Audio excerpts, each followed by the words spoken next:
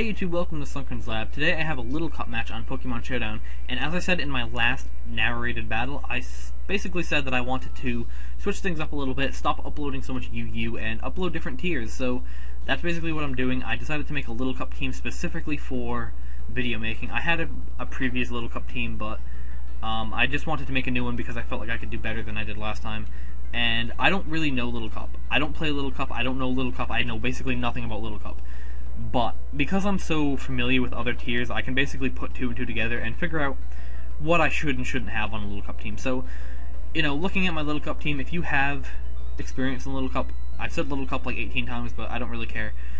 If you have experience in the tier, then, you know, leave a comment and let me know if there's anything you feel like I should change. You know, I'm basically looking for a replacement for Sandslash. I don't know if there's anything better for that, you know, for that position on my team, but point is, your experience, feel free to leave a comment and let me know what you think of my battle, or what you think of the team, because I would appreciate feedback from an experienced Little Cup player. So, anyway, looking at my opponent's team, he has basically the same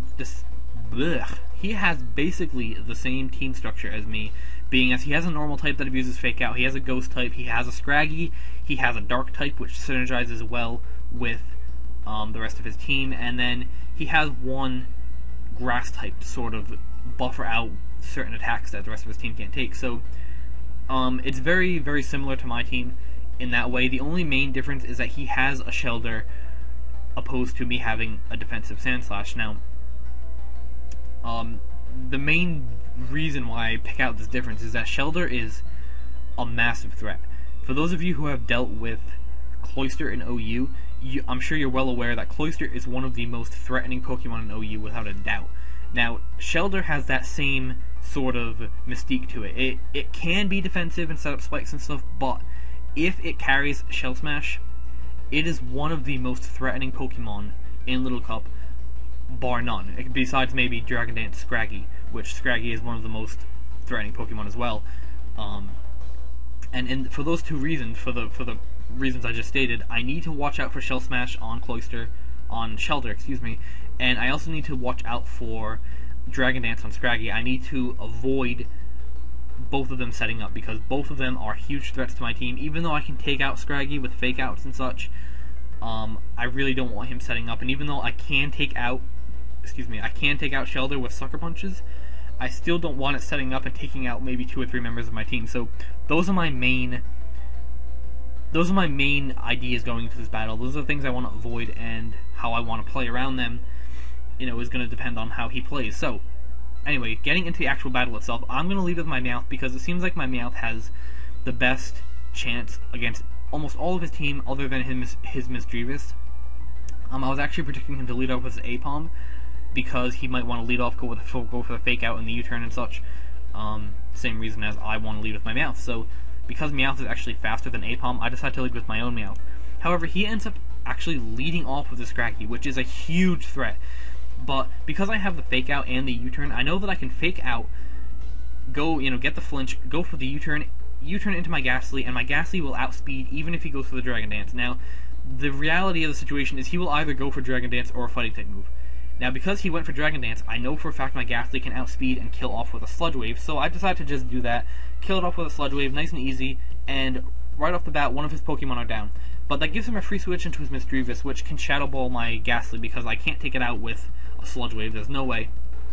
But I do go into my Meowth, I take the Shadow Ball because I'm immune to it, and then predicting the Hidden Power Fighting, I U-turn out into my Ghastly. Now, at this point, I have 2 choices. I can either switch out and hit another Shadow Ball, or I can stay in predicting him to go for something else. I end up predicting him to go for something else. He does go for the Thunderbolt, I live, and I'm able to take him out on the next turn with a Shadow Ball if he stays in. So he ends up switching out to his Apom. His Apom is immune to the Shadow Ball, of course, being a normal type. Now, I predicted the Fake Out here because he would probably predict me to switch out, but he ends up double switching into his Murkrow, which was a great play. However, predicting the Taunt, because I know a little bit about Little Cup, not that much, but I know a little bit, I'm able to go for the Rock Slide, take him down to the point where he dies to Brave Bird Recoil on the next turn, and take him out. So, right now I'm up 6-4, but here's where the battle starts to go his way. He brings in his Shelter, he goes for the Shell Smash, gets his defense back up with the White Herb, and I'm basically forced to stay in with my Sandshrew, fearing the Shell Smash. But because my Sandshrew is not offensive in any way, it does have offensive EVs, but it doesn't have enough to take him out. So he's able to take me out with an Icicle Spear. Now, I'm going to pause right here because you're probably thinking, what the hell just happened? Why did you go into Scraggy? Why did you go into Ghastly? My intention was to bring in my Meowth for free after my Sandshrew died. However, I ended up misclicking into my Scraggy, and I'm not sure why I did that. I think I wasn't really looking at what I was doing, but point is I misclicked into my Scraggy, and because of that reason, I actually have to fodder out my Ghastly. And you know, for those of you who know Little Cup, you know that, but not necessarily Little Cup, but just Pokemon in general, if you make a misclick and your opponent has set up a Shell Smash, you basically are going to have to sack at least one Pokemon. And in this case, I actually had to sack my Ghastly, and you'll see how this affects me later on. Not necessarily affects me that I had to sack my Ghastly, but how this misclick and such will affect me later on. So, point is I sack my Ghastly, and you know, I'm able to bring in my Meowth finally and go for the Fake Out. But surprise, he has Protect, so I can't even take him out with my Meowth, which was my plan all along. So I actually have to fodder out a second Pokemon, which is my Meowth, and you know, right now I went from being up 6-4 to him being up 4-3. Now, luckily, I can bring in my Cacnea and go for the Sucker Punch and take him out, but he still took out 3 of my members of my team with 1 Pokemon, so the momentum has definitely shifted in his direction. However, he does bring in his Apom, and because I know the Fake Out is coming, I decided to just stay in rather than switching out to something else to take it, and then I can go for the Sucker Punch on the next turn and get off a huge chunk of damage. And then I can proceed to go into my Houndour, go for a Sucker Punch, and Revenge Kill it. So, basically, he's down to his Cottony and his Misdreavus. His Misdreavus is almost dead, so I felt like I could stay in and go for the Flamethrower or something to take out the rest of his team. However, he makes a good play, goes for the Encore. I should have predicted that. Bad play on my part, because Encore on Cottony is basically demanded. Like, you're not going to run a Cottony without Encore, so I don't know why I decided to stay in, but I guess I just didn't think about it too much, and he forces me to switch out because of that Encore, and he's able to Toxic my Scraggy, which gets off a little bit of damage along with his Hidden Power, probably Hidden Power Fire. But because I get the defense drop with my Crunch, I'm actually able to take him out with 2 Crunches, get my Shed Skin activated to cure my poison, and then take out his Misdreavus on the next turn with the 3rd Crunch, I believe that is. So, I end up winning the battle. It was a 2-0 battle. The end of the battle was very easy. You know, just because he didn't have anything to really take on my Scrafty or my Houndour, in general, on his whole team, he really didn't have anything to take them on, and I knew that. That's why I kept them alive. That's why I decided to fodder out my Ghastly opposed to my Scraggy earlier. But anyway, you know, in regards to this battle and Little Cup in general, this battle had a lot of momentum shifting, and I felt like it was a really good battle. I felt like I had a good chance of winning just straight from the team preview. However, because of that Shelter and because of my misclick, I felt like the battle was a lot closer than it should have been.